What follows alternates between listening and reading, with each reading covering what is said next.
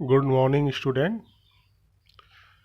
हम लोग देखेंगे आज हेक्सर ओलिन का अंतर्राष्ट्रीय व्यापार सिद्धांत की व्याख्या जो है ग्राफ के माध्यम से।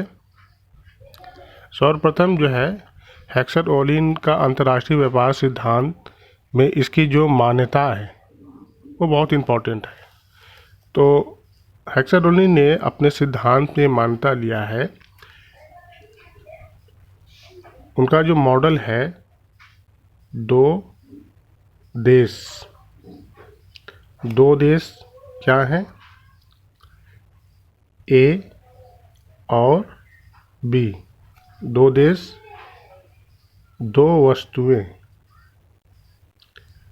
वस्तुएं एक्स और वाई, और दो साधन यहाँ पर उत्पादन के साधन, श्रम और पूंजी को लिया गया है। ठीक है, तो दो देश, दो वस्तुएं और दो साधन, इसकी मान्यता है। अब इसको मैं ग्राफ के माध्यम से स्पष्ट करूंगा। इसके पहले ये बता दें कि जहाँ पर देश ए पूंजी प्रधान या पूंजी की प्रचुरता है और देश बी श्रम प्रधान अर्थात श्रम की प्रचुरता है, तो देश ए जो है पूंजी प्रधान वस्तुओं का उत्पादन करेगा और उसे जो है निर्यात करेगा। ठीक इसी प्रकार देश बी श्रम गहन वस्तुओं का उत्पादन करेगा और उसे निर्यात करेगा। इस चीज़ को ग्राफ के माध्यम से समझेंगे। सर्वप्रथम हम लोग एक्स और वाई अक्ष खींच लेते हैं।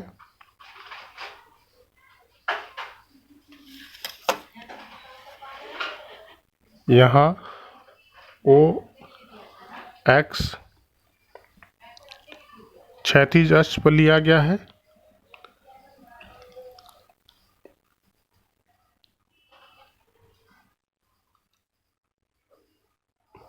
ओ एक्स अक्ष पर श्रम को लिया गया है और ओ वाई जो कि आपका अनुलंब अक्ष है पर पूंजी को लिया गया है।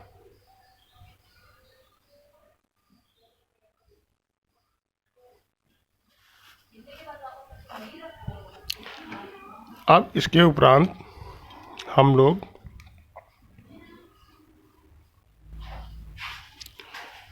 देश ए की कीमत रेखा, जिसे हम लोग लागत रेखा भी कहते हैं, खींच लिया, जिसे हम लोग A1 से दिखा रहे हैं। यहाँ पर देख रहे हैं A1, ये देश ए की साधन लागत रेखा है। ठीक है, जिसे हम साधन कीमत रेखा भी कहते हैं। अब इसके बाद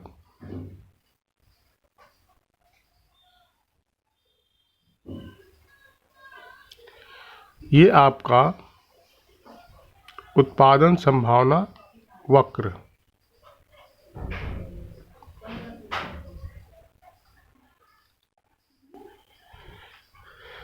वाई है, अर्थात वाई का मतलब वस्तु वाई की उत्पादन संभावना वक्र। ठीक इसी प्रकार से हम वस्तु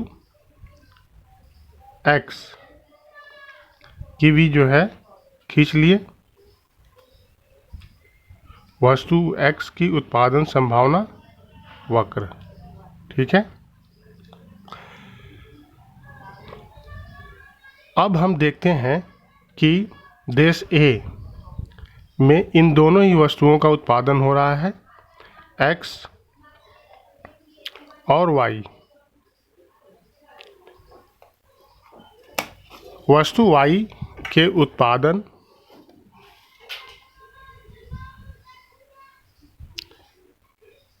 में पूंजी और श्रम की क्या मात्रा है उसे ज्ञात करते हैं।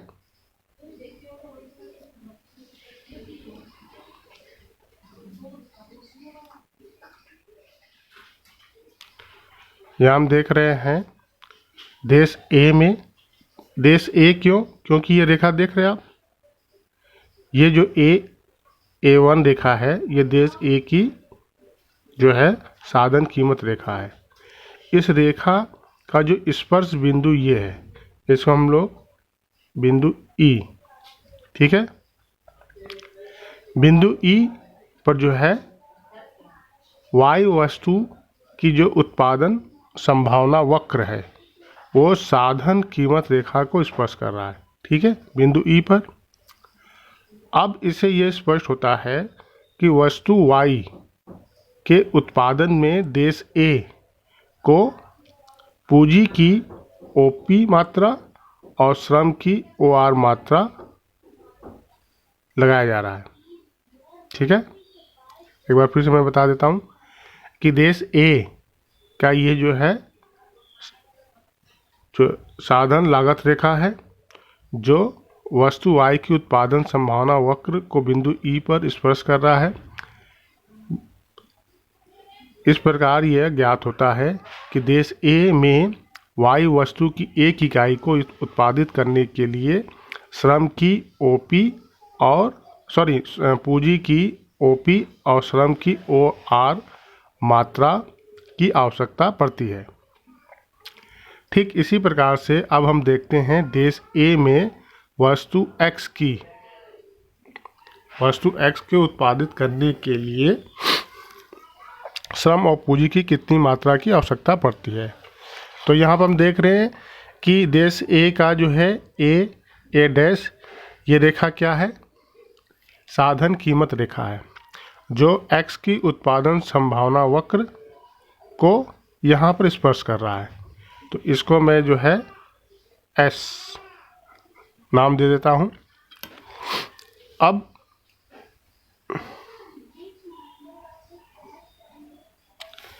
बिंदु S जो है देश A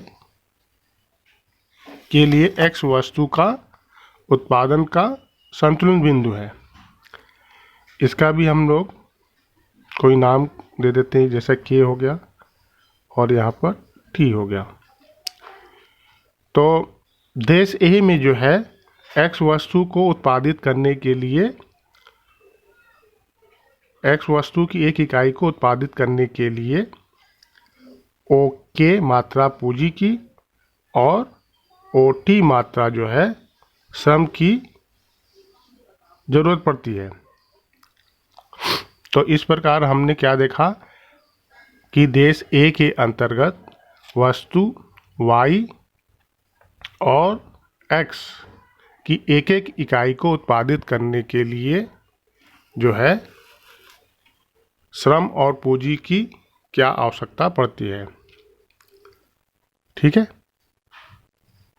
एक बार मैं फिर से बता देता हूँ कि निम्नलिखित ग्राफ में A1 जो रेखा है ये आपका देश A के लिए साधन कीमत रेखा है। इस साधन कीमत रेखा पर वस्तु Y की जो उत्पादन संभावना वक्र है उसका संतुलन बिंदु E है। संतुलन बिंदु E पर Y वस्तु की एक इकाई को उत्पादित करने के लिए पूंजी की OP और श्रम की OR मात्रा की द्वारा वस्तु का उत्पादन होता है। ठीक इसी प्रकार से हम देखते हैं देश A में X वस्तु को उत्पादित करने के लिए उसका जो है इस पर संतुलन बिंदु कहाँ हो रहा है, बिंदु S पर, ठीक है। क्योंकि यहाँ पर साधन कीमत रेखा और X वस्तु की उत्पादन संभावना का जो स्पर्श बिंदु है यह S पर है। अब यहाँ पर क्या है कि S पर जो संतुलन बिंदु है वहाँ पर X वस्तु की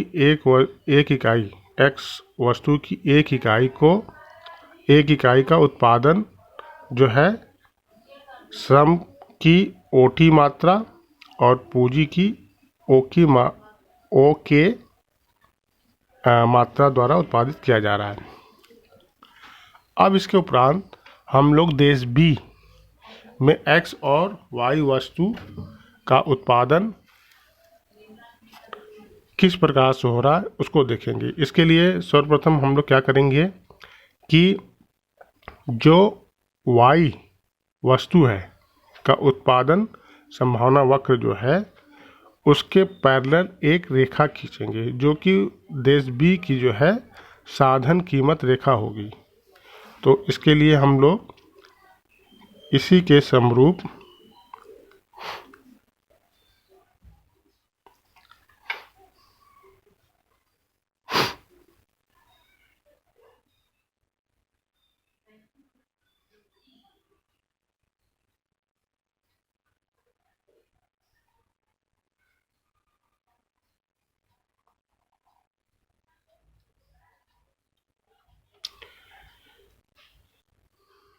ये स्पर्श होना चाहिए, ठीक है।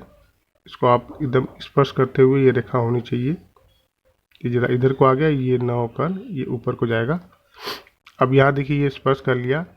अब ये B1 क्या हो गया, देश बी में साधन कीमत रेखा हो गया, ठीक है।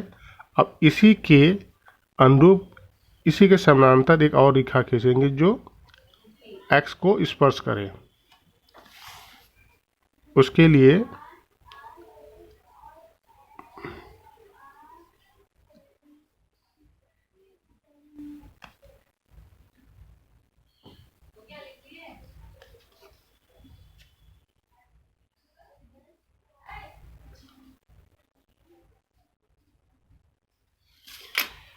ये हो गया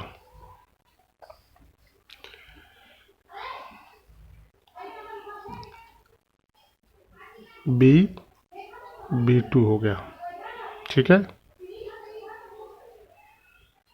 तो देश बी वस्तु y के संतुलन बिंदु यहाँ पर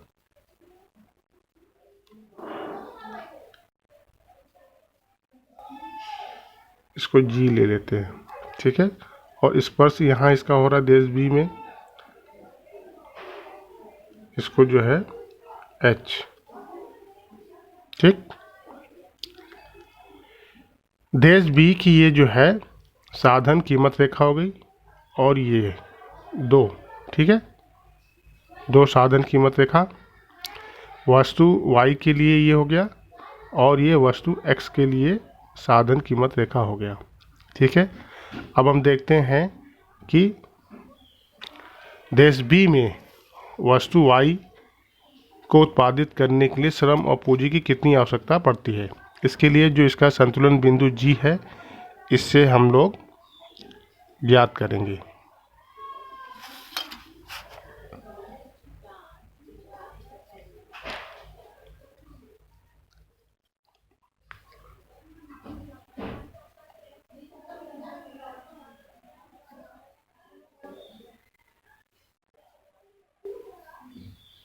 ठीक है, बिंदु G पर अर्थात देश B में y वस्तु को उत्पादित करने के लिए श्रम की जो है OL मात्रा और पूंजी की OS मात्रा की आवश्यकता पड़ती है। ठीक उसी तरह से देश B में x वस्तु को उत्पादित करने के लिए हमें जो है इसका संतुलन बिंदु देख रहे हैं H है, इस H बिंदु से ज्ञात करेंगे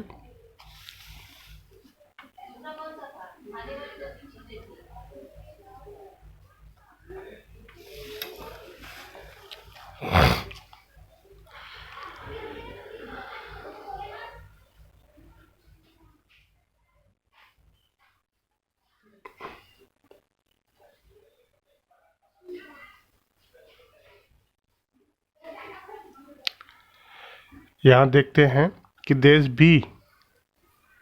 बी के साधन कीमत रेखा है। देश बी में एक्स वस्तु को उत्पादित करने के लिए श्रम की जो है ओ आई मात्रा और पूंजी की ओ एम मात्रा की आवश्यकता पड़ती है। ठीक है, अब इससे स्पष्ट क्या होता है कि ध्यान से आप लोग समझिए कि यहाँ पर देखिए, देश ए की जो साधन के बिंदु ई पर, ठीक है, और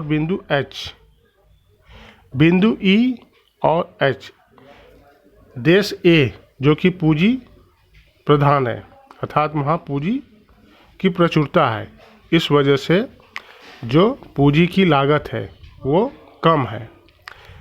पूंजी की लागत कम होने के कारण जो है वो पूंजी प्रधान वस्तुओं का निर्यात करेगा, अर्थात पूंजी प्रधान वस्तु कौन हुआ? वाई। ठीक है, देख रहे हैं कि वाई वस्तु के उत्पादन में पूंजी ओपी मात्रा है। इन सब में देखिए, हम सभी में सबसे अधिक जो है आपको ओपी दिख रहा है। ठीक है, देश ए में वाई वस्तु को उत्पादित करने के लिए पूंजी की ओपी मात्रा, ठीक है, यहाँ पर मैं देश ए में जो है वाई वस्तु के उत्पादन हेतु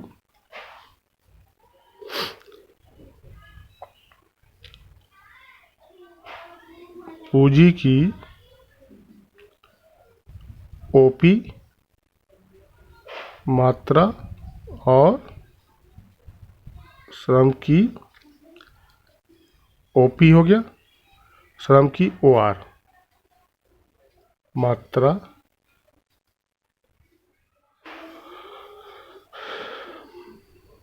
द्वारा उत्पादन किया जाएगा